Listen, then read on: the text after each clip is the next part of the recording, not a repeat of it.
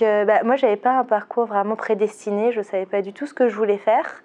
Alors, c'est vrai que s'il y a une petite anecdote, c'est quand j'avais 10 ans, je voulais être poissonnière. Parce que c'est vrai que je suis sur les marchés, je trouvais que les gens avaient l'air heureux.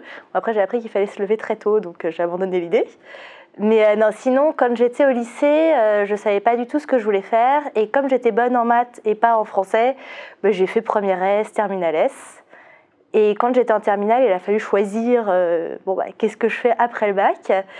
Et j'avais une prof de bio qui était jeune, dynamique et qui m'a vraiment en fait aimer la bio. Et je me suis dit, je vais faire une licence de bio. Donc je suis allée à la fac à Paris, comme je suis dans la région parisienne.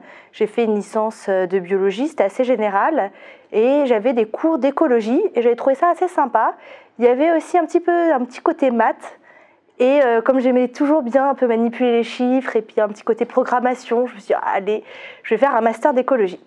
Donc j'ai fait un master d'écologie et durant mon master d'écologie, je me disais il me manquait un petit côté dimension humaine. Et du coup, là j'avais eu un intervenant qui nous avait fait un cours de bioéconomie et j'avais trouvé ça vraiment intéressant. Et du coup, j'ai continué sur une thèse en modélisation bioéconomique et c'était sur le milieu marin. Et donc du coup, c'est vraiment par hasard que j'ai découvert le milieu marin. Je ne savais pas du tout si après j'allais continuer dans ce milieu-là ou aller plutôt vers le côté terrestre. Et finalement, en fait, je me suis rendu compte que quand on commence, c'est vraiment un milieu qui est fascinant. Et c'est un peu comme tomber dans la potion magique, en fait. J'ai découvert, je me dis, je vais rester dedans. Et du coup, c'est comme ça que je me retrouve à l'Ifremer en tant que modélisatrice écologie-économie, donc pour à la fois les pêcheries et les zones côtières.